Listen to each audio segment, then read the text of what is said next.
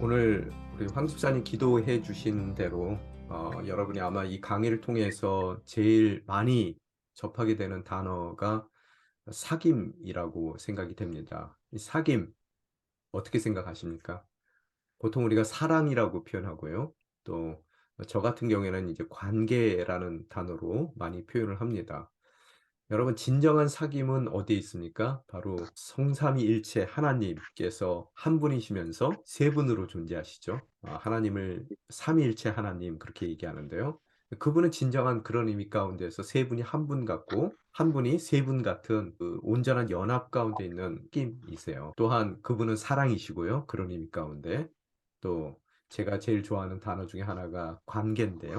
관계는 우리가 영어로 relationship 그러잖아요. 그런 의미 가운데서 삼위 하나님은 신적인 관계세요. divine relationship 혹은 divine community라는 말도 쓰는데요. 공동체라고요. 그래서 그런 하나님께서 사귐이라는 형상을 갖고 계시고요. 그분의 형상 가운데서 가장 중요한 형상은 또 사랑이라는 그런 하나님의 속성을 갖고 계시고요. 세 분이지만 한 분이고 한 분이지만 세 분인 또 어떤 의미 가운데에서 그런 신적인 공동체로 존재하시는 관계로 존재하시는 하나님께서 가장 중요시 여기는 것은 그 관계이며 사랑이고 또 우리를 그런 형상대로 사랑의 형상, 관계의 형상대로 만드셨기에 우리는 하나님을 사랑할 뿐만 아니라 서로를 사랑하는 그런 우리의 본질이 우리 가운데 있는데 죄를 범함에 그 본질적인 사랑의 모습, 또 사귐의 모습, 관계의 모습이 망가지게 된 것이고 그래서 하나님과 멀어졌을 뿐만 아니라 각자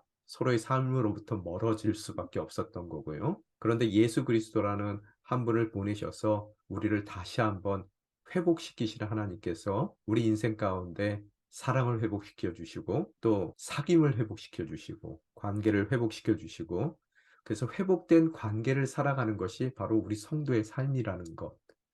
또한 그런 회복된 관계 가운데 있을 때 아무리 어려운 외적인 내적인 그런 어려운 고난들이 찾아온다 하더라도 또 문제들을 대면한다 하더라도 진정한 사귐 가운데 진정한 관계 가운데 있는 저희들은 함께 한 마음으로 그 모든 어려움들을 이겨낼 수 있다라는 것이 전반적인 요한 1, 2, 3서의 주제가 아닐까라는 생각을 해 봅니다. 오늘 벌써 여섯 번째 시간인데요. 오늘 우리 교재에서는 요한일서 4장 1절로부터 21절을 다루며 하나님께 속한 성도와 사랑의 완성이라고 제목을 정했더라고요. 저 같은 경우에는 제가 만약에 제목을 정한다 그러면은 분별해서 이 부분을요. 분별해서 연합까지 이룰 것 같아요. 어떤 분별이에요? 여러분 다 본문 읽으셔서 아시겠지만 영에 대한 분별. 그 영이라는 것은 성령을 뜻하는 것이죠. 우리가 성령을 분별해낼 수 있어야 되고 그 성령 가운데 우리가 거할 때 진정한 우리 가운데서의 사귐, 즉 연합이 가능한 거예요. 하나님과의 연합이 우리의 모든 앞으로의 사귐 가운데 근간이 되는 거고요. 그런 하나님과의 연합 가운데서 우리는 서로가 연합해 나아갈 때 그런 하나된 우리의 모습 가운데 우리가 대면하게 되는 모든 어려움들을 넉넉히 이겨나갈 수 있다라고 사도 요한이 우리에게 말씀하고 계신 것 같습니다. 하여간 분별해서 연합까지라고 제가 한번 정해 봤는데요. 제 텀으로는요. 한번 오늘 주어진 말씀 같이 보겠습니다. 첫 번째 파트는 저희가 4장 1절에서 10절까지 말씀인데요. 봉독하겠습니다. 사랑하는 여러분, 영이라고 다 믿지 말고 그 영들이 하나님으로부터 나온 것인지 시험해 보십시오. 거짓 예언자가 세상에 많이 나타났기 때문입니다. 여러분이 하나님의 성령을 알아보는 방법은 이것입니다. 곧 예수 그리스도께서 육체로 오신 것을 시인하는 영은 다 하나님에게서 나온 영입니다. 그러나 예수를 시인하지 않는 영은 모두 하나님에게서 나지 않은 영입니다. 이것은 그리스도를 대적하는 영입니다. 여러분은 그 영이 올 것이라는 말을 들었는데 지금 세상에 이미 와 있습니다. 자녀들이여, 여러분은 하나님께 속해 있고 거짓 예언자들을 이겼습니다. 여러분 안에 계신 분이 세상에 있는 사람보다 더 크시기 때문입니다. 그들은 세상에서 나왔습니다. 그러므로 그들은 세상에 속한 것을 말하며 세상은 또한 그들의 말을 듣습니다. 우리는 하나님에게서 났습니다. 하나님을 아는 사람은 우리의 말을 듣고 하나님께 속해 있지 않은 사람은 우리의 말을 듣지 않습니다. 것입니다. 이것으로 우리는 진리의 영과 거짓의 영을 구별합니다. 사랑하는 여러분, 우리가 서로 사랑합시다. 사랑은 하나님에게서 난 것이기 때문입니다. 사랑하는 사람은 누구나 다 하나님께로부터 났고 하나님을 압니다. 사랑하지 않는 사람은 하나님을 알지 못합니다. 하나님은 사랑이시기 때문입니다. 하나님의 사랑이 우리에게 이렇게 나타났습니다. 곧 하나님께서 자기 독생자를 우리에게 보내주셔서 그분으로 말미암아 우리가 영생을 얻게 하신 것입니다. 사랑은 여기에 있습니다. 곧 우리가 하나님을 사랑하는 것이 아니라 하나님께서 우리를 사랑하셔서 우리의 죄를 위해 그분의 아들을 화목제물로 주셨습니다. 첫 번째 파트인데요. 오늘 방금 말씀드린 대로 제목을 정하라 그러면은 분별해서 연합까지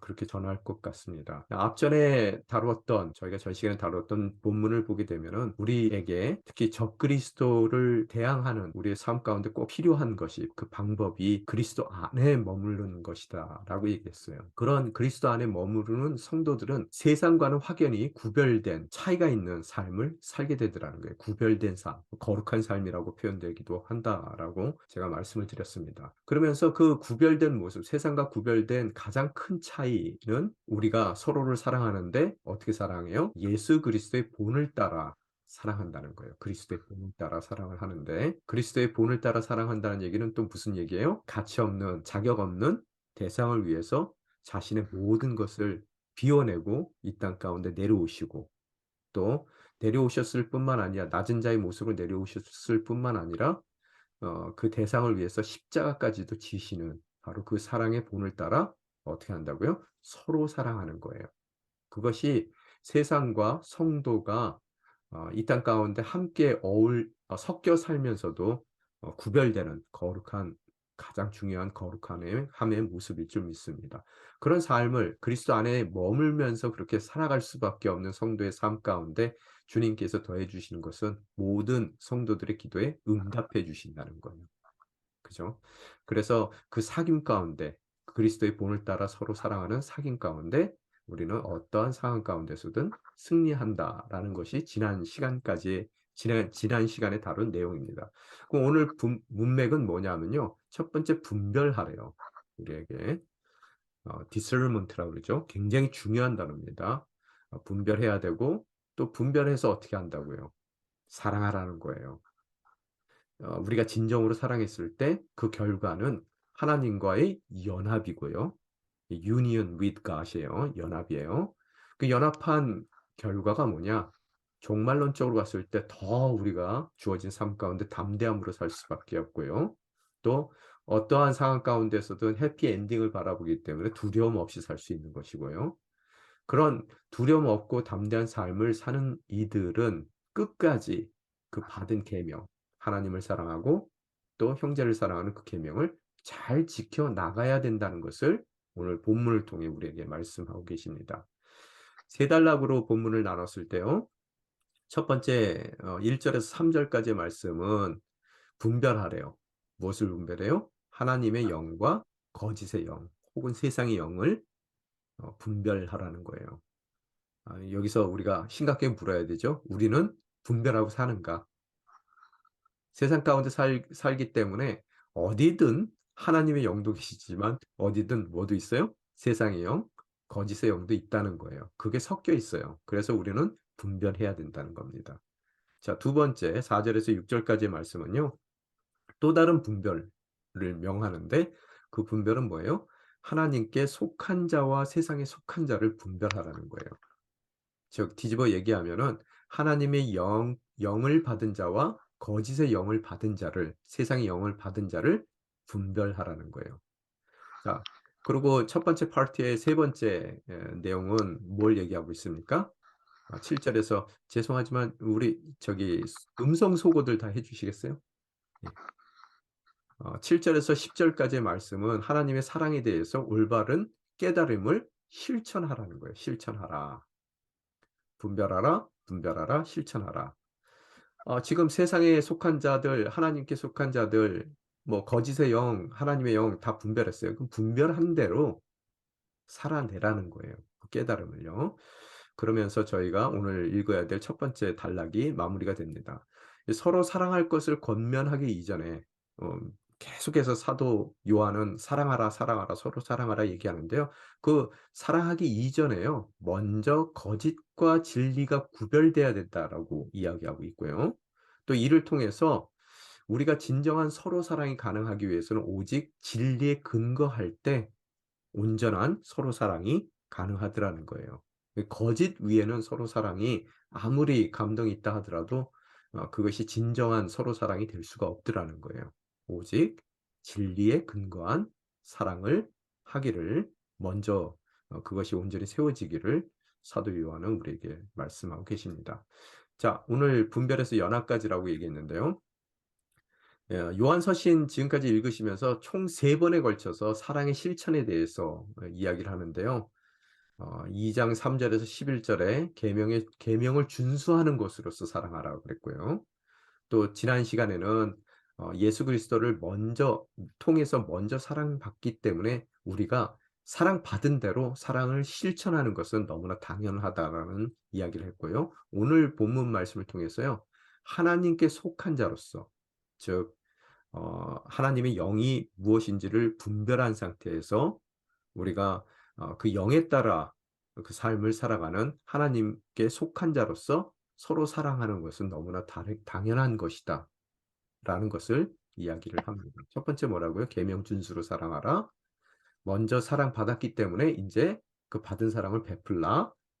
마지막으로 오늘 본문을 통해서 하나님께 속한 자이기에, 즉 하나님의 영을 갖고 있기 때문에 내 안에 성령이 임하시기에 우리는 서로 사랑할 수밖에 없다라는 것을 이야기하고 있더라는 거예요. 여기서 한 가지만 제가 좀 말씀드릴게요. 나중에 또 제가 잠깐 언급을 할 텐데요. 굉장히 중요해서 말씀드립니다. 삼위일체 하나님이라고 그랬어요. 그죠? 그러면 아버지가 계시고 아들이 계시고 성령이 계세요. 그 삼위란 말이에요. 그분이 한 분이세요. 그죠? 이것이 삼위일체에 대한 우리의 믿음인데, 성 어거스틴이라는 신학자에 의하면요, 우리가 믿고 있는 모든 신앙의 근간을 만든 사람이, 신학자가 성 어거스틴입니다. 회 회 회고록이라는 책도 쓰고 하나님의 도성이라는 책도 썼죠. 고전이죠. 꼭 그런 것들을 읽어 봐야 되는데요. 하여간 그 어거스틴이 한 얘기 중에서요. 아버지는, 이제 삼일체에 대해서 설명하는데, 아버지는 사랑하시는 자, the lover. 그리고 아들은 사랑받는 자, beloved. 성령님은 이 두 분 간의 사랑이래요. the love예요. 사랑. 그래서 아버지께서 너무나 풍성한 관계를 원하셔서 세상을 창조하시면서 하나님의 그 가장 중요한 관계 가운데 우리를 초청하기를 원하셨어요. 사귀기를 원하셨단 말이에요. 피조물인 우리들과. 그런데 아담이 노했어요. 그래서 그 사귐으로부터 끊어져 나간 거예요. 그게 죄거든요. 그래서 어떤 의미 가운데서 진정한 사귐 가운데서 멀어진 것이 죄예요. 그런데 예수 그리스도께서 이 땅 가운데 오셔서 멀어진 우리에게 다시 손을 내미세요. 그럼 우리가 그 손만 잡으면 되거든요. 바로 그게 믿음의 행위입니다. 이 사귐으로 얘기한다면. 그래서 그 손을 꼭 잡을 때 어떻다고요? 이제 우리에게 성령을 주세요. 예수 믿으면 성령 받습니다. 그 성령이 뭐예요? 아버지가 아들을 사랑하시고 그 아들께서 아버지를 사랑하시는 바로 그 사랑이 성령이라는 거예요. 어거스틴의 말에 의하면. 그래서 성령 받았다는 얘기는 무슨 소리입니까? 이제 진정한 사귐이, 분별해야 될 영, 하나님의 영, 성령이 우리 가운데 들어오시게 되고, 그로 인해서 내가 인제 아버지를 진정하게 사귈 수 있는 거고요. 그래서 하나님께서는 예수님의 아버지, 성자의 아버지일 뿐만 아니라 우리들의 아버지가 되는 거예요. 왜? 성령이라는 것은 아버지가 아들을 사랑하시고 아들께서 아버지를 사랑하시는 바로 그 사랑이 성령의 사랑이라 그랬죠. 성 어거스틴이요. 그 성령을 받았기 때문에 하나님께서도 우리를 바라볼 때 단순한 피조물로 바라보는 것이 아니라 인제는 아들 예수 그리스도를 바라보듯이 우리를 바라보시기에, 그 사귐 가운데 우리를 바라보시기에 우리가 양자의 영을 얻었다 그러죠. 그래서 자녀가 되는 거예요. 그래서 오늘 사도 요한이 얘기하는 것은 뭐냐면요. 바로 그 영을 분별하라는 거예요. 그래서 그리스도를 통해서만 성령 받을 수 있고요. 그리스도를 통해서 성령 받았을 때 우리는 하나님과 첫 번째 온전한 사귐이 가능해지는 거고요. 성령 가운데 그리스도를 통해서요. 또한 그런 영을 받은 사람들이 이제는 하나님의 가족으로서요. God's family라고 제가 말씀드렸어요. 그 교회 공동체라고 그랬죠. 이제는 서로를 사랑할 때 어떻게 사랑한다고요? 성령의 사랑으로 사랑하기 때문에 세상적인 사귐이 아니라 우리가 분별한 그런 진리 가운데서의 사귐이 가능해지더라는 거예요. 바로 그게 모든 어려움 가운데에서 우리가 승리해 나갈 수 있는 키라는 거예요. 이해가 되셨는지 모르겠습니다. 하여간 그래서 뭐 성경은 오늘 본문은 여기까지만 끝내요. 여기까지만 얘기를 하는데요.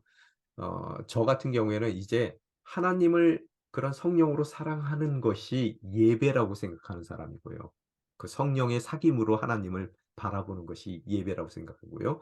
서로를 그 성령의 사귐으로 서로를 사랑하고 바라보는 것이 교제라고 생각하고요. fellowship이요.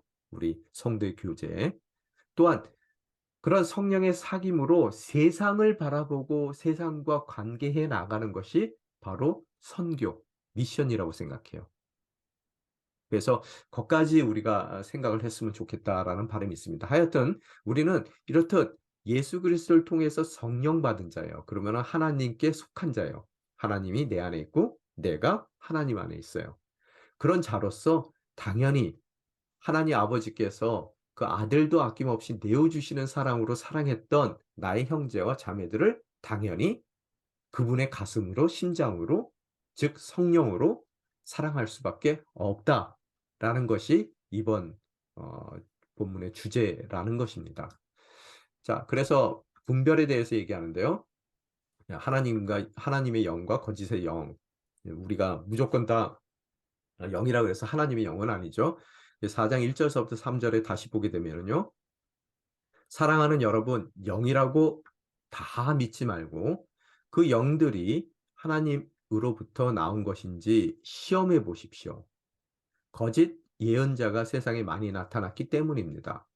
여러분이 하나님의 성령을 알아보는 방법은 이것입니다. 곧 예수 그리스도께서 육체로 오신 것을 시인하는 영은 다 하나님에게서 나온 영입니다. 그러나 예수를 시인하지 않은 영은 모두 하나님에게서 나지 않은 영입니다. 이것은 그리스도를 대적하는 영입니다. 여러분은 그 영이 올 것이라는 말을 들었는데 지금 세상에 이미 와 있습니다. 굉장히 스트레이트 포워드해요. 다 문장만 읽어도 본문만 읽어도 무슨 소리인지를 아는데요. 그 영의 분별과 판단 기준에 대해서 먼저 얘기하죠. 그래서 1절에 나온 것 같이 두 가지 명령어가 1절에 나와요. 첫 번째 명령어가 뭐예요? 말래요. 하지 말래요. 뭐 하지 말래요? 믿지 말래요. 믿지 말라고? 아니죠. 다 믿지 말라는 거예요. 믿어야 할 것이 있고 믿지 말아야 할 것이 있다는 얘기예요. 첫 번째 명령어는 그래서 다 믿지 말래요. 두 번째 명령어는 뭐예요? 시험해 보래요. 이거는 우리가 꼭 지켜야 되는 것이죠. 그런데 오늘 두 가지 명령어, 모든 영을 다 믿지 말고 있는 대로 그냥 받아들이지 마시라는 거예요. 성도는 그 영을 분별해야 된다는 거예요. 오늘 나중에 가서 여러분이 영을 분별 못해서 하나님 앞에 섰을 때 책망 드릴 일이 있으면 누구 핑계 못 대신다는 거예요. 왜? 여기에 써 있어요. 다 믿지 말라고요. 그래서 늘 여러분이 교회에서든 세상에서든 성경을 읽든 뭘 하든 간에 여러분이 분별할 수 있는 영을 주세요라고 기도하세요. 왜? 하라고 명령하셨으니까 하겠다 그러면 하나님께서 주셔야 안 주셔요? 주셔요. 분별할 수 있는 능력을요. 그죠? 그래서 두 가지 명령으로 시작하는데 여기에 다 믿지 말라는 것은 어떤 것은 믿어야 꼭 믿어야 하는 것도 있지만 반드시 믿지 말아야 되는 그 분별력이 우리 삶 가운데 필요하다는 것을 얘기하는 명령어고요. 두 번째 명령어는 시험하다는 얘기인데 이 단어 자체는 원래 금화의 진위를 조사한다는 의미래요. 이 금화가 이 진짜인지 가짜인지요. 그런데 여러분, 가짜 다이아몬드 봤을 때 외형적으로 구별 어렵습니다. 전문가 아니면. 그죠? 그래서 오늘 시험하다는 얘기는 전문가답게 하라는 거예요. 그러면 뭐 전문가 아니면 어떻게 하셔야 돼요? 뭐 전문가에게 갖고 가 보든지, 아니면 다이아몬드 같은 경우에는 망치 하나 꺼내 가지고 여러분이 탕 쳐 보면 되잖아요. 그게 너무나 쉽게 깨지면 그거는 뭐예요? 가짜라는 거예요. 위조라는 거죠. 그죠? 그래서 금화의 진위를 조사하는 것이죠. 근데 금화 같은 경우에 가짜라 그러면은 여러분이 손해는 좀 보겠지만 뭐 그 이상은 아니죠. 그렇지만 만약의 경우 우리가 영을 잘못 분별해서 영생을 잃는다면, 가짜 영생을 쫓았다면은 우리는 생명을 잃게 되더라는 거예요. 그래서 그게 중요한 것입니다. 그러면은 이토록 분별해야 되는데 지금까지 묻습니다. 분별해 오셨어요? 지금까지? 그냥 주는 대로 '아 그냥 이렇게 생각해야지.' 하고 오셨어요? 분별하셔야 되는 겁니다. 그래서 목사의 가장 큰 일 중에 하나가 분별력을 길러 드리는 일이에요. 훈련시키는 일이에요. 분별은 누가 해요? 여러분이 하셔야 돼요. 그러면 어떤 기준으로 이 중요한 분별을 해야 되느냐? 오늘 2 절에 보게 되면은 성령을, 이 하나님의 영인 성령을 알아보는, 세상의 영이 아닌 하나님의 영을 알아보는 방법이 있대요. 이것이래요. 뭐예요? 곧 예수 그리스도께서 육체로 오신 것을 시인하는 영이래요. 예수는 그리스도라는 것을 시인하는 영은 다 하나님께서 나온 영입니다. 그래서 예수 그리스도의 성육신, 즉 다르게 얘기하면요, 나사렛에 태어났던 바로 그 예수가 하나님의 메시아로서 부음 받은 선지자이시며 최고의 선지자이시며 또 최고의 예언자이시며 또 하나님 나라의 통치자이신 바로 기름 부으신 그리스도시라는 것을 시인할 때, 우리의 구원주로 시인했을 때 뭐라고요? 바로 그 시인이 기준이 돼요. 우리의 고백이, confession이 기준이 돼요. 우리가 믿고 따르는 것은 하나님의 영, 곧 성령이라는 것을 우리는 알 수 있다는 거예요. 이 얘기는 당시의 영지주의, 뭐 처음에 클래스에서 얘기했어요. 이혼론적인 그리스 철학이라 그랬죠.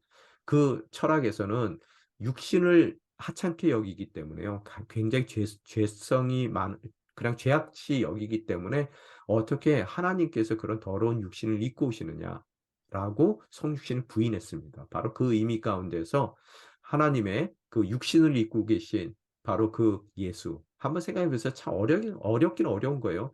갈릴리에서는 여러분, 그 이스라엘 백성들이 다 실족했었던 이유 중에 하나가요, 선한 것이 나올 수가 없습니다.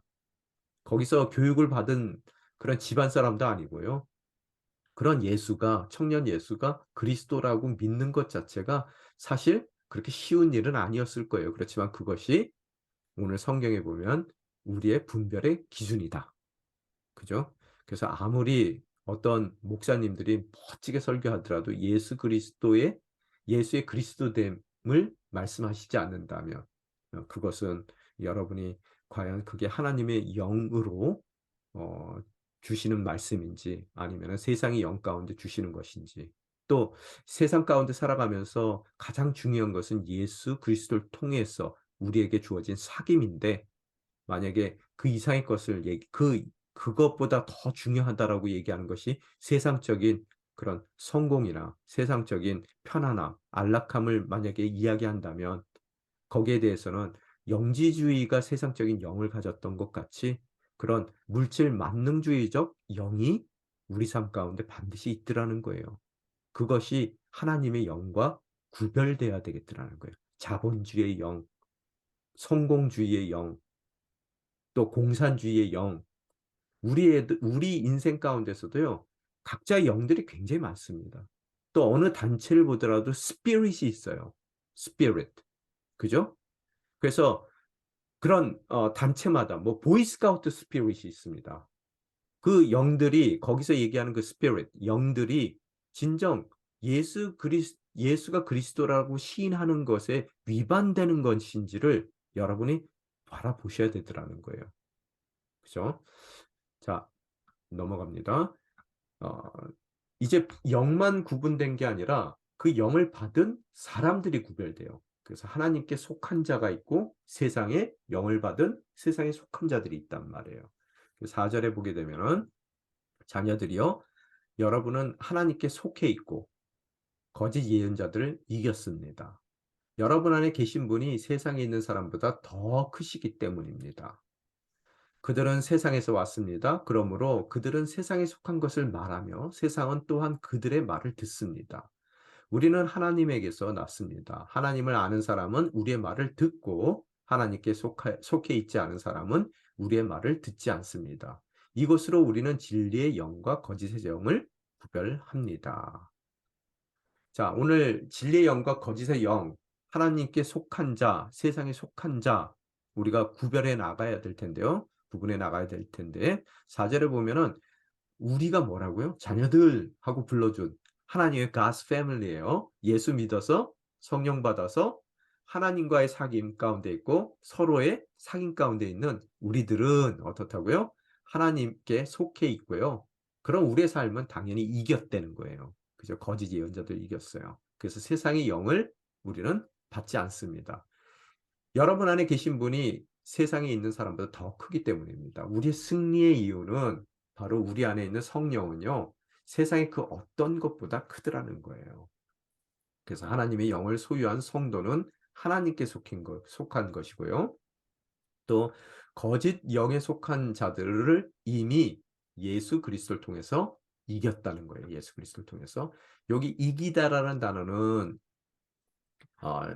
시제를 완료 시제로 사용하고 있는데요. 이미 성취된 사건이죠. 완료됐다는 얘기는요. 그런데 그 완료돼서 그 모든 그 완료된 그 이김, 승리가 성취된 사건이 과거에 끝난 것이 아니라 그 결과가 아직까지 현재에도 계속해서 영향을 미칠 때 우리는 이 완료 시제형으로 사용합니다. 헬라어에서요. 그래서 제가 늘 드리는 말씀이 있어요. 우리의 구원은 어때요? already. 이미 이루어진 부분이 있어요. 하나님의 자녀가 됐어요. 그렇지만 우리가 성화의 과정을 살고 있기 때문에 예수 그리스도께서 다시 재림하시는 날 부활하기까지는 not yet, 아직까지는 아니에요. 그런 의미 가운데서요. 그래서 이미 이긴 싸움이라는 거예요. 예수님께서 이미 이긴 싸움이에요.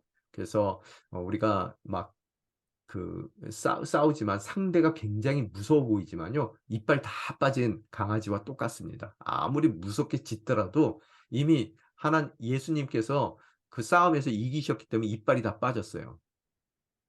그래서 우리가 아무리 우리를 현혹시키기 위해서 막 으르렁대고 막 소리를 지르거든요.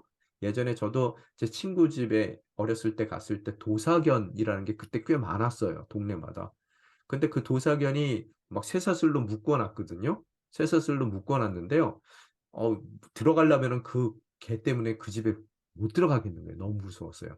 그런데 확실하게 알고 있는 거는요. 그 쇠사슬이 절대로 끊어지지 않고요. 개가 이렇게 섰을 때 저보다 키가 컸거든요. 그런데 개가 아무리 저한테 가까이 오더라도 저하고 개의 간격은 5 센티는 띄어진다는 거예요. 그래도 무섭더라고요. 근데 만약에 이빨까지 다 빠졌어요? 그래서 무섭게 하려고 막 짖는다 하더라도 이빨 빠지고 묶인 강아지는 절대로 우리 삶 가운데 위협이 될 수 없다. 바로 그것이 완료 시대에 이긴다라는 의미일 것 같아요. 그래서 아무리 내 인생 가운데 고난으로 또 핍박으로 어려움으로 다가온다 하더라도 밤에 이제 자면서 고민이 돼요. '내가 이거 잘 넘길 수 있을까?' 어떻게 하라고요? 이기셨어요. 성취됐고요. 오늘 성취되고 있어요. 반드시 성취됩니다. 그리고 예수님께서 나를 지켜주세요. 내 가정이 이 어려운 가운데서 잘 버텨나갈 수 있을까? 버텨나갈 수 있어요, 없어요? 그 두려움과 공포심, 또 행여 안 될 수 있다는 그런 걱정, 이거 다 뭐예요? 마귀들이 하는 짓이에요. 이미 이겼어요. 안심하시라는 거예요. 아멘. 여러분, 천국은 이미 시작됐습니다. 제가 그걸 늘 얘기해요. 완성되지 않았을 뿐이에요. 근데 이미 시작된 그 천국이요. 어떻게 됐다고요? 완료 시제예요. 그래서 이미 성취됐어요. 근데 아직까지 그 성취된 천국이 내 삶 가운데 영향을 미치지만 아직까지 not yet이 있을 뿐이에요. 틀림없이 성취됩니다.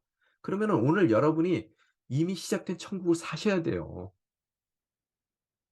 예수 믿는 사람들은 그래서 믿기 전에는 두려워서 잠이 안 왔는데요. 인제 베드로가 감옥에 갇혀서 쿨쿨쿨쿨 잘 자요. 막 신발까지 다 벗어 놓고 혁티까지 다 풀고 자요. 그래서 천사가 왔을 때 발로 툭툭 차서 깨워야 돼요. 이해가 됐습니까? 바로 그런 안심하는 마음, 또 내 삶이 주님께 보호받고 있다는 것에 대한 소망을 가져야 되는 거예요. 그래서 새하늘과 새 땅의 주인공으로 나를 세워 주기 위해서 하나님께서 이미 이루실 걸 다 이루셨어요. 그죠? 그리고 그 승리는 개런티 돼 있어요, 개런티. 세상에 있는 그 어떤 누구보다 더 크신 예수 그리스도에 의해서 개런티 됐어요. 지금 뭐 춘천도 뭐 보니까 뭐 레고랜드요? 사람이 개런티하면은 보증을 서 주면은 어떻게 돼요? 안 믿죠, 잘요. 그것도 이름 없는 사람이요. 그런데 강원도 도에서 보증을 서 준다 그러니까 사람들이 믿고 투자한단 말이에요. 그죠? 근데 만약의 경우 강원도 도가 아니라 대한민국이 보증한다 그러면 어떨까요?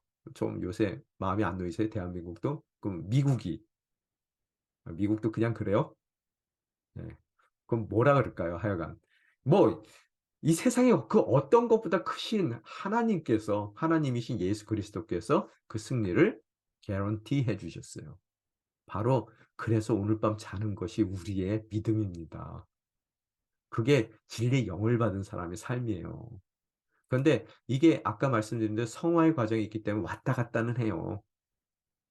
그죠? 그렇지만 그 왔다 갔다가요. 점점 성숙의 과정, 변화의 과정으로 가는 거예요. 그래서 오늘보다 내일이 훨씬 우리는 안심할 거예요. 담대할 거예요. 모레는 더 그럴 겁니다. 그러던 어느 날 우리가 죽게 될 거예요. 죽음이라는 그 앞에서도요. 누가 승리하셨어요? 예수께서 승리하셨고요. 죽음도 이기셨어요. 그래서 이게 이 다 빠진 그 도사견이란 말이에요.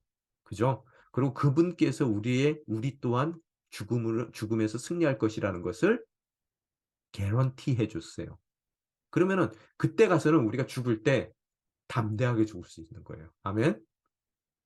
지금은 좀 어렵더라도 그러니까 매일 연습하시고 변화를 추구해 나가셔야 그 죽음의 문턱에 섰을 때 자식들 보기에 부끄럽지 않는 죽음을 가질 수 있습니다. 그죠? 또 그것이 가장 자녀들에게 물려줄 수 있는 가장 큰 선물이에요. 왜? 그 자녀들도 죽어요. 그죠? 여러분, 돈 물려주는 게 아니라 그게 제일 큰 믿음이에요. 믿음을 물려주는 거예요. 가장 큰 선물이에요. 그래서 오늘 우리의 승리는 죽음까지도 이기는 승리는 어떻게 돼 있다? 개런티 돼 있다. 누구에게 의해서? 예수 그리스도를 통해서. 그러니 뭐 이까지 좀 어려움이 다가왔단 말이에요. 외부적인 핍박, 또 내부적인 분열. No problem. 그죠? 바로 그것이 사귐이라는 거예요. 자, 5 절에 보면은 그들은 세상에 왔습니다. 이 거짓 영을 가진 세상에 속한 자들 얘기하는 거죠. 그래서 그런 사람들은 세상에 속한 것을 말한대요. 하나님께 속한 것을 말하는 사람들이 아니에요. 이제 영이 다르니까 스피릿이 다르니까 말이 달라요. 그죠? 말이 안 통한단 말이에요. 스피릿이 다르면요 말이 안 통해요. 그렇게 말하며 세상은 또한 그들의 말을 듣습니다. 서로 지네들끼리 끼리끼리 모이고 듣고 하는 거예요. 그래서 여러분이 이전에 세상적인 일에 귀가 쫑긋하셨으면 인제는 안 들려야 돼요 잘요. 그게 또 관심도 없어야 되고요. 근데 아직까지 그게 귀에 솔깃하다 뭐 이러면 좀 문제가 돼요. 그렇다고 해서 돈벌이 하시지 말라는 얘기가 아니에요. 돈벌이를 옛날에는 나 잘 먹고 잘 살려고 자녀들에게 더 많은 걸 물려주려고 좋은 차 타려고 돈벌이 했다면 이제는요. 그런 이코노미 자본주의 물질 만능주의적 이코노미가 아니라요. 하나님의 이코노미. 제가 이코노미라는 말은 경제이기도 하지만 경륜이라고 그랬죠. 하나님의 경륜. 하나님의 이코노미를 이루기 위해서 우리는 남들보다 더 열심히 일해야 돼요. 더 많이 돈 버셔야 되고요. 하나님의 이코노미는 뭐예요? 경륜은요. 꼭 필요한 사람들에게 그들이 기도하는 그 모든 하나님께 드리는 기도의 응답으로 내가 하고 있는 모든 경제 활동이 그들의 필요를 채워줄 수 있어야 돼요. 그죠?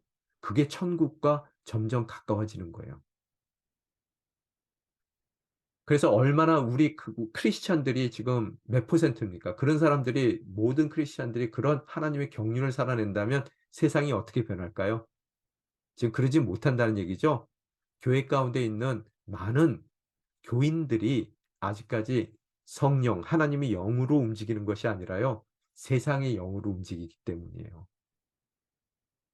그래서 우리는 실패합니다. 그래서 밤에 잠을 못 자는 거고요.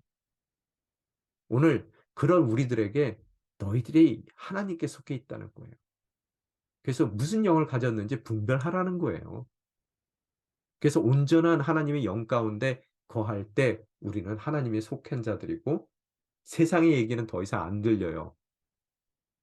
뭐가 들려요? 하나님의 경륜이 들리지 자본주의, 물질 만능주의적인 경제관이 더 이상 내 귀에 들어오지 않는다는 얘기예요. 그래서 구별된 삶을 사는 거예요. 그 사람은 승리합니다. 그래서 적그리스도와 거짓 예언자들 세상에 속해 있다고 그러고 그들은 그들의 스피릿이 있어요. 그래서 서로 잘 통해요. 눈짓만 해도 착착착착 통한단 말이에요. 우리도 우리 말이 있어요. 우리 스피릿이 있기 때문에 성령이 있기 때문에 우리도 말 안 해도 눈빛으로도 통해야 된다는 거예요. 바로 그것이 우리의 사귐이고 연합이에요. 그죠? 자, 홀리 스피릿 그래서 그다음에 스피릿스가 있어요. 세상에 다양한 영들이 있죠. 예, 성령도 있고요. 그래서 6 절에 보면은 우리는 하나님에게서 났습니다. 나음을 입었대요. 하나님을 아는 사람은 여기 안다는 단어 또 무슨 뜻인지 이해되시죠, 인제? 죄송합니다. 아는 사람은 우리 말을 듣고 세상 하나님께 속해 있지 않은 사람은 우리 말을 듣지 않습니다. 이것으로 구별된대요. 뭐가요? 진리의 영과 거짓의 영이요. 그래서 스피릿이 같으면은요. 그 사람은 하나님한테 나음을 받은 사람이고요. 하나님을 아는 사람이고요. 관계적으로 아버지로 아는 사람이에요. 그 서로 통해요. 그죠? 세상의 스피릿도 있고 홀리 스피릿도 있어요. 구별된 거룩한 영이에요. 세상의 영들과는. 그게 성령이거든요. 그에 따라서 하나님께 속한 성도라는 말도 구별됐다는 뜻이죠. 구별된 자 그런 뜻이에요. 사도들의 가르침과 하나님의 말씀을 듣는다. 결국 무슨 뜻이냐면요. 진리의 영과 거짓의 영을 구별하는 방법은요. 결국 무엇을 듣느냐에 따라 결정된다는 거예요. 오늘 무엇을 듣습니까? 야, 이거 정말로 귀에 포착을 잘해 가지고 투자를 잘해서 내가 정말로 불로소득을 얻어 가지고 야, 우리도 저기 유럽 여행이나 가자. 그것도 좋은 그런 호텔에 묵으면서. 그리고 내가 너한테 돈 많이 물려줄게. 그죠? 이 영이에요. 그것도요. 그래서 고 얘기하는 사람들은 그런 얘기하는 사람들하고 잘 맞아요. 그렇지만 만약의 경우 정말로 그 아들이 능력이 있지만 그 능력은 하나님을 위해 사용되기를 하나님이 원하신다. 그래서 정말로 네가 남들보다 더 열심히 해서 돈을 벌어야 되지만 그 돈 버는 그 이유는 하나님의 경륜을 이루기 위함이다. 그래서 정말로 눈물을 흘리고 세상이 악하고 세상이 죄악돼서 정말로 가야 될 것들이 그들에게 삶 가운데 온전히 가지 못하는 그런 구조 가운데 있었을 때 너가 먼저 하늘에 떨어지는 미랄이 돼야 된다. 그럼으로써 세상의 모든 사람들이 살 수 있다. 이런 얘기하는 사람들은 성령이 있는 거예요. 그래서 성령의 얘기 뭐예요? 말씀을 듣는단 말이에요. 그래서 세상과 확연히 구별된 삶을 살아가요. 세상 가운데 비록 살지만. 그죠? 그래서 성도는 그런 성도들은 어때요? 아유, 그래서 나만 손해 보는 거 아니에요. 승리가 보장됐대요. 그죠? 그런 승리가 보장된 성도들의 특징은 사도들의 가르침, 하나님의 말씀을 듣는다. 귀로만 듣는 게 아니라 마음으로 듣는다. 삶으로 듣는다. 내 일상이 나의 모든 직장의 자리가 그 하나님의 말씀을 듣는다. 그죠? 그걸로 우리의 영이 결정될 줄 믿습니다. 자, 요거는 여러분은 진리에 속한 사람입니까? 뭐 하나님의 말씀을 듣고 있습니까? 세상의 말을 듣고 있습니까? 오늘 심각한 본질적인 질문이 던져지겠죠. 좀 빨리 나갈게요. 자, 세 번째, 하나님의 사랑에 대해 올바른 깨달음에 대해서 얘기하는데요. 사랑하는 여러분, 우리가 서로 사랑합시다. 사랑은 하나님에게서 난 것이기 때문입니다. 사랑하는 사람은 누구나 다 하나님께로부터 났고 하나님을 압니다. 사랑하지 않는 사람은 하나님을 알지 못합니다. 하나님은 사랑이시기 때문입니다. 하나님이 사랑이 우리에게 이렇게 나타났습니다. 그 하나님께서 자기 독생자를 우리에게 보내주셔서 그분으로 말미암아 우리가 생명을 얻게 하신 것입니다. 사랑은 여기에 있습니다. 곧 우리가 하나님을 사랑하는 것이 아니라 하나님께서 우리를 사랑하셔서 우리의 죄를 위해 그분의 아들을 화목제물로 보내주셨습니다. 아멘. 우리가 사랑할 수 있는 근거, 진정한 사귐 가운데 있는 근거는 바로 분별에서 시작하죠. 그래서 어떤 영을 우리가 바라보느냐. 그래서 성령을 우리가 받았을 때, 분별을 통해서 성령을 받았을 때, 즉 예수가 그리스도라는 것을 시인하는 것으로서, 예수를 구주로 영접한 우리 삶 가운데 성령이 주어지는 것으로서, 이제 성령 가운데 하나님 아버지를 봤을 때 그냥 조물주 하나님으로 보는 게 아니라 아바 아버지로 보는 거고요. 아들 예수께서 그 아버지를 바라봤듯이요. 그런 사귐이 생기는 것이고, 반대로 하나님 아버지께서도 나를 바라봤을 때 그냥 피조물의 하나로 보는 것이 아니라 성령 받은 나는 그 아들 성자 예수 그리스도 바라보듯이 자식으로, 자녀로 바라본다는 거예요. 그죠? 그래서 앞서서 얘기했던 얘기는 성도가 지향해야 될 신앙의 삶과 자세를 영의 분별, 그 분별된 영 가운데서 듣는 것으로 그 삶의 방향이 제시된다. 그 삶의 기준, 선택해야 될 삶의 기준이 된다라고 얘기하는데요. 이제 요번에는 이어서 성도는 하나님의 참 사랑에 근거해야 돼요. 참 사랑이라는 얘기는 성령 받아야 된다는 얘기예요. 그랬을 때 그 하나님과의 참 사랑을 근거로 해서 형제 사랑이라는 계명을 실천해 나갈 수 있다는 거예요. 또한 그러한 성령 받은 사람들이 그런 형제 사랑하는 것은 당연한 삶의 결과다라는 것을 이야기하고 있습니다. 그래서 영을 분별하고 분별된 그 영을 우리 가운데 받았을 때, 성령을 받았을 때 우리는 바로 그 하나님을 온전히 알게 되는 것이고, 이 알다라는 단어는 히브리 말로 야다 혹은 헬란 말로 기누스쿠 그러거든요. 둘 다 관계적인 알을 뜻하는 거예요. 관계적인 알, 정보적인 알이 아니에요. 그래서 그 말씀을 들을 때 비로소 성도는 사랑의 계명을 실천할 수 있다는 거예요. 오늘 실천이 안 되는 이유는 제대로 알지를 못해서 그래요. 정보적으로만 알아서요. 참 아이러니한 게요. 제일 잘 모르는 사람들이요. 종교 가운데 있어요. 예수 그리스도께서 말씀이거든요. 살아계신 하나님의 말씀이요. 가장 말씀의 전문가라고 생각했던 바리새인들은요. 예수님이 말씀의 전문가들이요. 잘 알고 있었던 사람들의 말씀을요. 살아계신 말씀이 그들 앞에 섰는데도 그 말씀을 못 알아봐요. 그게 아이러니입니다. 왜? 그들은 말씀을 암기는 하고 있었고요. 그 말씀을 정보적으로 갖고 있었지만 그 말씀을 도무지 알지 못했어요. 관계하지 못했다는 거예요. 사귐이 없었어요. 오늘 우리 교회 다니는 성도들 가운데서도 너무 성경적으로 박식할 수도 있고요.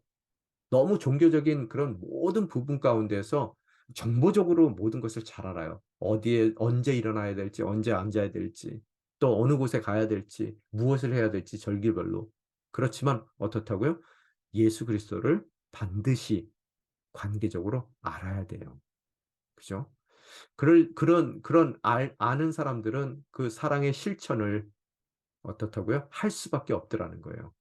그런데 그 사랑한다고 그래서요. 정보적으로 아는 사람들은요. 사랑한다고 사랑이 되는 게 아니라는 거예요.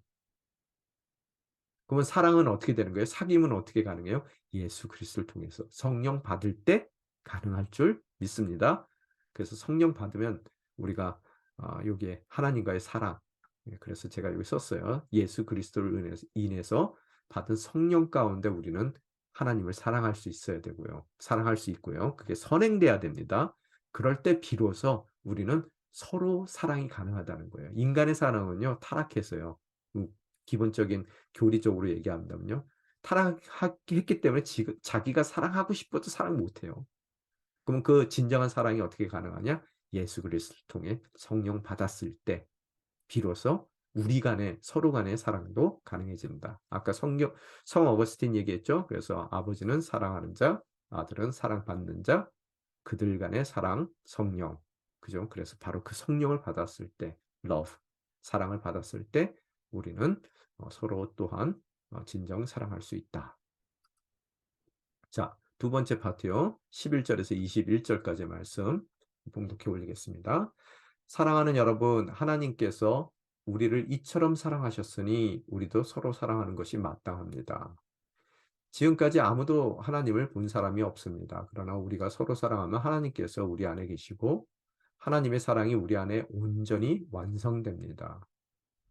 하나님께서 우리에게 성령을 주셨습니다. 이것으로 우리는 우리가 하나님 안에, 하나님께서 우리 안에 계시는 것을 압니다. 그리고 우리는 아버지께서 아들을 세상의 구주로 보내신 것을 보았고 또한 그것을 증거합니다. 만일 누구든지 예수를 하나님의 아들이라고 고백하면 하나님께서 그 사람 안에 계시고 그 사람도 하나님 안에 있습니다. 우리는 우리를 위한 하나님의 사랑을 알고 또한 믿습니다. 하나님은 사랑이십니다. 누구든지 그 사랑 안에 거하는 사람은 하나님 안에 있고 하나님도 그 사람 안에 계십니다. 이렇게 하나님의 사랑이 우리 안에 온전히 완성되면 우리는 심판의 날에 담대함을 갖게 될 것입니다. 이는 그리스도께서 이 세상에서 사신 것처럼 우리도 이 세상에서 그렇게 행하기 때문입니다. 사랑에는 두려움이 없습니다. 온전한 사랑은 두려움을 내쫓습니다. 두려움은 징벌과 관련이 있기 때문입니다. 두려워하는 사람은 아직 사랑 안에서 온전케 되지 못한 사람입니다. 우리가 사랑하는 것은 하나님께서 먼저 우리를 사랑하셨기 때문입니다. 만일 누구든지 하나님을 사랑한다고 하면서 자기 형제를 미워한다면 그는 거짓말쟁이입니다.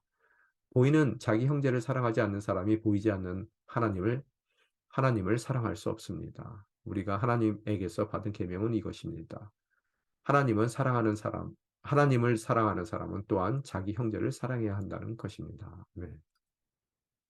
자, 앞서서 분별에 대해서 얘기했고요. 또 하나님의 영을 받은 사람들은 당연히 실천할 수밖에 없다라는 것을 함께 나눴습니다.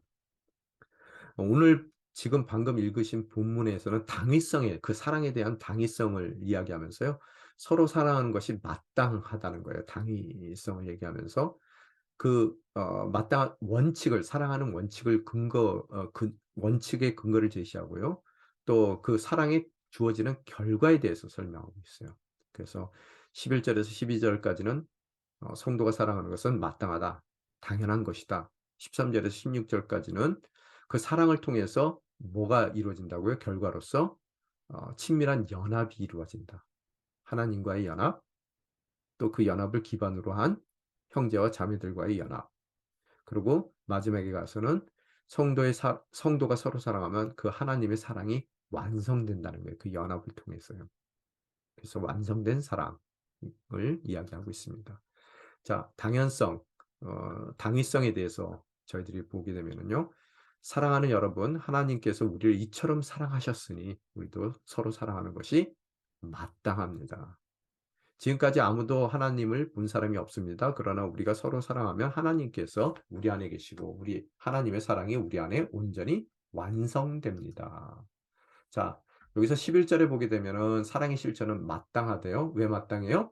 하나님께서 이미 우리 삶 가운데 이처럼 사랑했기 때문에요.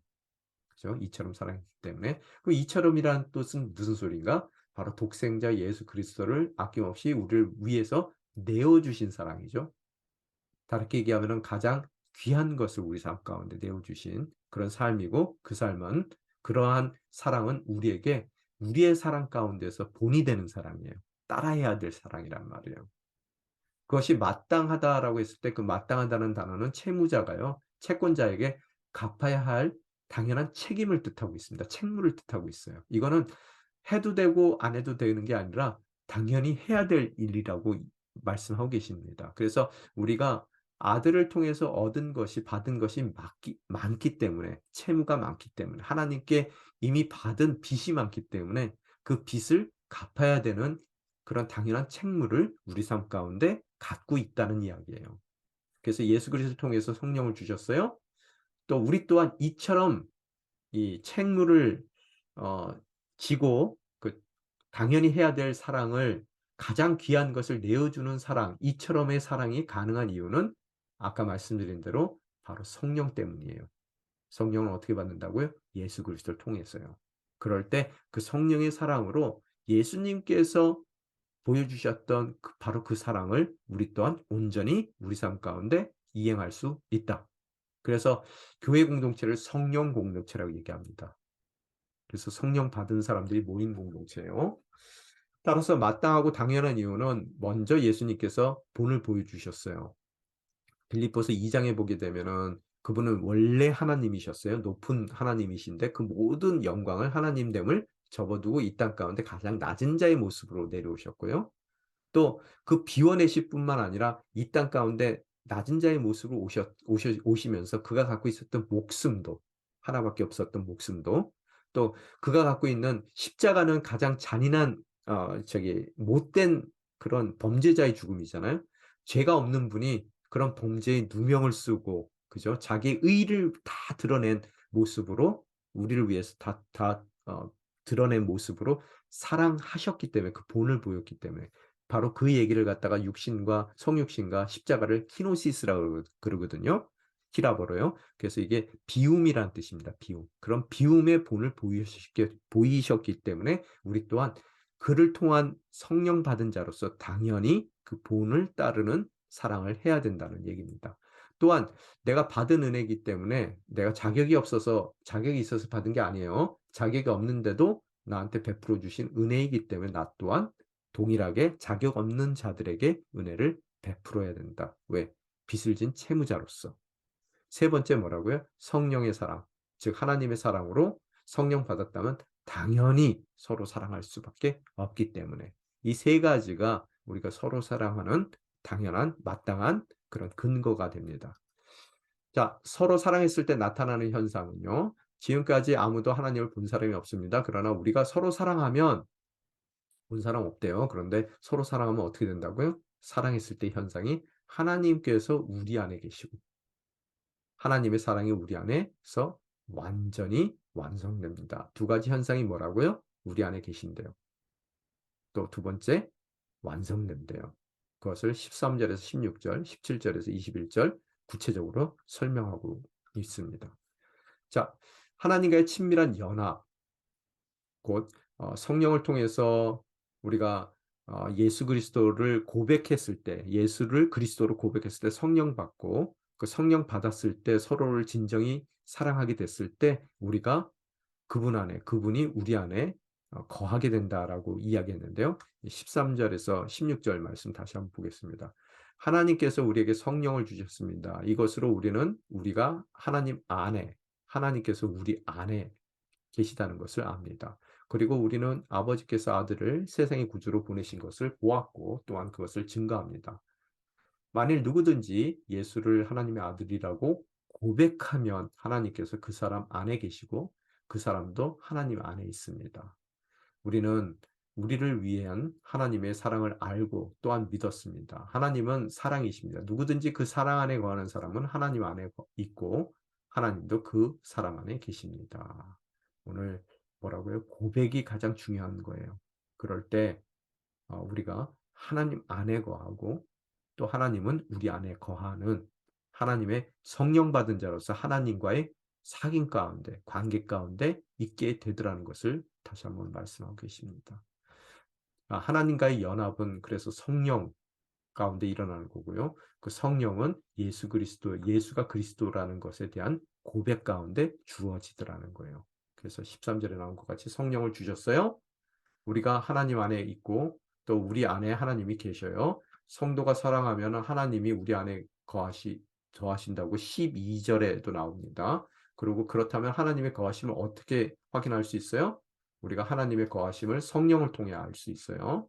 또한 하나님이 우리 안에 거하심은 하나님과 친밀한 연합을 통해서 알 수 있는데 그 연합은 성령님이 우리 안에 거하시는 것으로서 성령님을 통해서 우리는 확인받을 수 있더라는 거예요. 15절 말씀입니다. 만일 누구든지 예수를 하나님의 아들이라고 고백하기만 한다면 하나님께서 그 사람 안에 계시고 그 사람도 사랑 안에 있습니다. 쉽게 얘기하면요. 예수가 그리스도, 2000년 전 그 나사렛에 있었던 바로 그 사람 예수가요. 인간 예수가 하나님의 보내신 구원주 메시아라는 것을 고백할 때 우리는 성령 받게 되는 거고요. 그 성령은 성 어거스틴이 얘기한 것 같이 바로 하나님, 삼위일체 하나님의 그 사랑이에요. 아들이 아버지를 사랑하셨고 아버지께서 아들을 사랑하셨던 바로 그 사랑이거든요. 성령 받았다는 얘기는 그래서 하나님과 내가 진정한 사귐 가운데 그 성자와 성부의 그 관계와 같은 동일한 관계 가운데 내가 놓이게 되는 것이고, 또한 그런 내가 그 하나님과의 온전한 관계를 통해서 성령 받은 내가 그 성령으로 서로를 사랑해 나아갈 때, 성도들을 서로 사랑해 나아갈 때 하나님께서 내 안에 계시고 나도 하나님 안에 있는 그런 연합, 하나님과 나의 상호 거주, 그런 진정한 사랑의 완성이 가능하더라는 거예요. 또한 그런 하나님과의 온전한 사귐 가운데서 내가 얻게 되는 귀한 축복이 또 있다는 것을 사도 요한은 말씀하고 계십니다. 연합에 대해서 다시 한번 얘기하면요. 16절에 우리는 우리를 위한 하나님의 사랑을 알고 또한 믿습니다. 하나님은 사랑이십니다. 관계라는 뜻이죠. 사귐이라는 뜻이죠. 삼위 하나님을 뜻하고 있어요. 누구든지 그 사랑 안에 거하는 사람은, 그 성령 안에 거하는 사람은, 예수 그리스도를 통해서 받은 성령 안에 거하는 사람은 하나님 안에 있고, 그죠? 또 하나님도 그 사람 안에 계십니다. 하나님과의 연합을 뜻하고 있어요. 그래서 이게 학자들, 서양 학자들에 의하면은 mystical union with God 그래요. 하나님과의 신비로운 연합이라고 얘기해요. 그렇죠? 그래서 내주하시는 성령님, 내가 예수 그리스도를 믿는 것으로 받은 그 성령님이 내 안에 계세요. 그럴 때 내가 하나님을 아버지를 아버지로 알고 또 그 아버지께서 갖고 있는 사랑으로 성자도 사랑해요. 그죠? 더 나아가서 하나님의 사랑의 본질 그 자체이심을, 하나님이 그 나의 그 사귐의 그 모든 근거가 되심을 고백하더라는 거예요. 그래서 아까도 말씀드렸죠. 하나님은 사랑이시다. 곧 관계시다. 그분은 온전한 사귐이시다라고 제가 계속 얘기를 했던 겁니다. 그래서 사랑 안에 거한다는 말은 관계 가운데 있다는 얘기고요. 또 뒤집어 얘기하면은 성령 받았다는 얘기고요.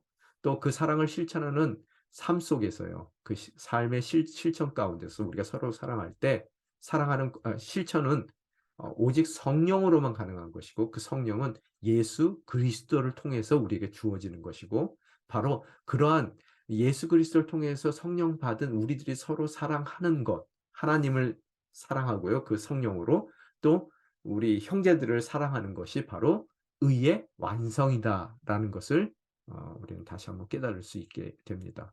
너무 제가 말을 빨리 하나요? 쫓기는 것 같죠? 그죠? 끝내려고, 이거 빨리 시간 안에 끝내려고 그러니까 이해를 해 주십시오. 자, 마지막으로 사랑의 완성에 대해서 지금 방금 제가 말씀드린 의의 완성, 사랑의 완성에 대해서 이야기를 할 텐데요. 17절서부터 읽겠습니다.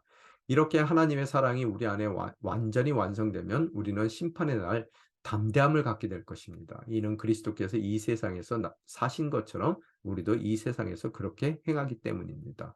사랑에는 두려움이 없습니다. 온전한 사랑은 두려움을 내쫓습니다. 두려움은 징벌과 관련이 있기 때문입니다. 두려워하는 사람은 아직 사랑 안에 온전케 되지 못한 사람입니다. 우리가 사랑하는 것은 하나님께서 먼저 우리를 사랑하셨기 때문입니다. 만일 누구든지 하나님을 사랑한다고 하면서 자기 형제를 미워한다면 그는 거짓말쟁이입니다. 보이는 자기 형제를 사랑하지 않는 사람이 보이지 않는 하나님을 사랑할 수 없습니다. 우리가 하나님께서 받은 계명은 이것입니다. 하나님을 사랑하는 사람은 또한 자기 형제를 사랑해야 한다는 것입니다.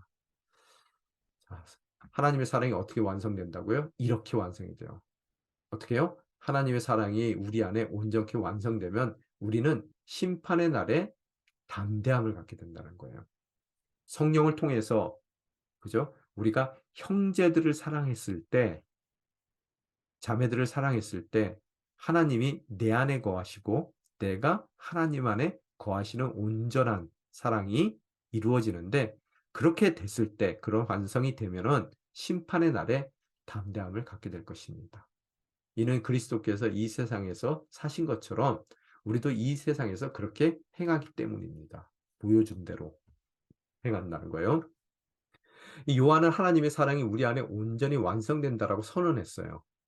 오늘 우리가 그 완성을 가고 있는 거예요. 때로는 쪼끔 모자르기도 하고 또 뒷걸음질 치기도 하지만 내일 더 서로를 사랑할 거예요. 그래서 더 하나님께서 내 안에 강하게 거하시고요. 내가 하나님 안에 강하게 더 거하게 되더라는 거예요. 이렇게라고 하는 것은 by this라는 뜻이죠. 그래서 그런 성령 받는 것으로써요. 그 연합을 지칭하는 거죠. 하나님이 내 안에, 내가 하나님 안에 바로 그 방법대로 우리가 사랑이 완성이 될 것이고요. 따라서 영의 분별을 통해서 서로 진정 사랑하게 되고 서로 진정 사랑하게 될 때 하나님과의 온전한 연합이 있는 것이고 그 연합을 통해 하나님과 우리의 사랑 또 우리가 서로를 사랑하는 그 사랑이 완성되어진다라는 것을 이야기하고 있습니다. 그럴 때 완성이 되면은 어떤 결과를 갖게 되느냐? 사랑에는 두려움이 없습니다. 그죠? 사랑이 완성되면은 종말에서 하나님 심판대 앞에 서게 될 거잖아요. 모든 사람들이요. 그럴 때 담대하게 서게 된다는 거예요. 사랑했다면. 그죠? 사랑이 완성됐다면. 하나님과 연합했다면. 담대하게 섰다는 것은 무슨 뜻이냐? 궁극적으로 구원받았다라는 확신을 갖고 있는 거예요. 아들이라는 확신을 갖고 있고요. 딸이라는 확신을 갖고 사는 거예요. 그죠? 그런데 오늘 이 순간서부터 우리는 아들이고 딸이고 그러기 때문에 우리는 담대할 수밖에 없어요. 오늘을 살면서요. 오늘 내 삶 가운데서 일어나는 이 모든 일들은요. 아들과 딸로 생각하는 하나님께서요. 나를요. 그 모든 것이 가능한 능력 가운데 그 딸과 아들의 삶 가운데 가장 필요하다라고 생각하는 것들을 허락하시는 거예요. 그러기 때문에 우리는 담대할 수 있습니다. 그죠? 아멘 하셔야 돼요. 그럴 때 우리는 이미 시작된 천국을 사는 거예요. 완성이 되지 않았을 뿐이에요. 제가 이런 얘기를 해요. 여러분 이 땅 가운데서 가장 천국 같은 데가 어디예요? 가정이죠. 그런데 동시에 제일 지옥 같은 데가 어디예요? 가정이에요. 힘들려면은 가장 지옥 같고요. 좋으려면은 가장 천국 같아요. 왜 그래요? 우리가 관계적인 사람들이라서 그래요. 존재이기 때문에요. 그런데 하나님이 여러분 예수 그리스도를 통해서 우리가 그분의 자녀가 됐단 말이에요. 그죠? 그럼 하나님이 우리 인생 가운데 그 가정 천국으로 줬을까요? 지옥으로 줬을까요? 물론 천국과 지옥을 같이 맛보기 때문에 우리가 더욱 천국을 사모하게 하려는 그분의 의도도 있어요. 근데 우리 일상 가운데 주어진 가정이 천국을 예표하는 그 맛을 보는 곳으로 주어졌을까요? 아니면 지옥으로 주어졌을까요? "너 한번 죽어 봐라." 그러고 주셨어요? 가정을요? 아니죠. 천국으로 주셨어요. 그런데 세상의 영을 가진 사람들은요. 하나님께 속하지 못한 사람들은요. 그래서 서로 하나님을 사랑하지도 못하고 서로를 사랑하지 못하는 사람들은요. 아직까지 그 사랑이 병든 사랑이고 타락한 사랑이고 그래서 자기 사랑, 자기 연민에 빠져서 남을 돌보지 못하는 그런 아직까지 세상적인 자리에 있는 사람들은요. 그 천국으로 허락된 그 가정을 지옥으로 결단하고 살아내더라는 거예요. 제 얘기가 이해가 됩니까? 여러분 오늘 예수 그리스도를 통해서 성령 받지 않고서는 도무지 허락된 천국을 살아낼 수가 없어요. 근데 오늘 허락된 천국을 살아내잖아요. 죽어서도 틀림없이 천국에 들어갑니다. 그래서 담대할 수 있어요. 왜? 이미 시작된 천국을 살고 있기 때문에요. 근데 오늘도 천국을 살고 있지 못해요. 천국을 줬는데 지옥으로 결단하고 살아요. 그 사람은요 죽어서도 하나님께서 아무리 천국을 허락하려고 그래도요. 천국을 선택할지 그 누구도 알 수가 없어요. 여러분 천국은 영원합니다. 영원이라는 것은 오늘을 제외한 영혼은 없어요. 그래서 오늘 여러분이 진정한 사귐 가운데 있다면 먼저 우리 삶 가운데 이미 시작된 천국들을 누려 가셔야 돼요. 아 오늘은 좀 덜 누렸어요? 지금까지 못 누려왔어요? 내일은 누리셔야 돼요. 모레는 내일보다 더 많은 천국을 누려 가셔야 된다는 거예요. 그 사람은 담대해요. 조금 어려움이 있다 하더라도 완성될 천국을 바라본단 말이에요. 그죠? 그래서 즉 사랑이 완성되면은 구원의 확신 가운데서 담대해지고요. 또 두려움이 물러가는 축복을 누리게 돼요. 그래서 천국을 누리는 사람들은요, 골리앗과 다윗 싸움 가운데서도요, 남들은 벌벌벌 떨고 모든 그런 이 자리가 사실은 다윗에게는요, 너무나 멋진 꿈의 자리가 돼요. 하나님이 주신 시작된 천국을 그가 살아갈 수 있어요. 그런데 우리가 그 사랑을 완성된 사랑 가운데서 담대함과 두려움을 느끼게 된다면은 그 주어진 것을 전혀 누리지 못하더라는 거예요. 하나님과의 연합은 우리에게 두려움을 죄송해요. 타이보가 났습니다. 두려움을 없애주고 더 담대하게 하는 것이고 또 하나님의 가능성을 누려가게 해 주더라는 거예요. 나에게 주어진 가능성들을요. 예, 사랑 가운데 못 해줄 것이 없는 하나님에 대한 확신을 갖게 돼요. 그 아들 예수 그리스도도 내어 주셨는데 우리를 위해서 못 해줄 것이 뭐가 있겠습니까? 당연히 저와 여러분의 삶은 뭐다? 해피엔딩이다. 그죠? 믿으세요. 내일은 오늘보다 더 멋진 날들이 될 거예요. 또 모레는 그보다 더 멋진 최고의 날들을 우리는 살아가는 사람들이라는 거예요. 자, 결론 맺습니다. 인생의 위기를 대면하고 있어요. 외적인 위기, 내적인 분열. 승리의 비결은 있습니다. 사건이 없는 게 중요한 게 아니에요. 승리의 비결이 중요한 거예요. 비결은 뭐다? 바로 사귐이다. 사랑이다.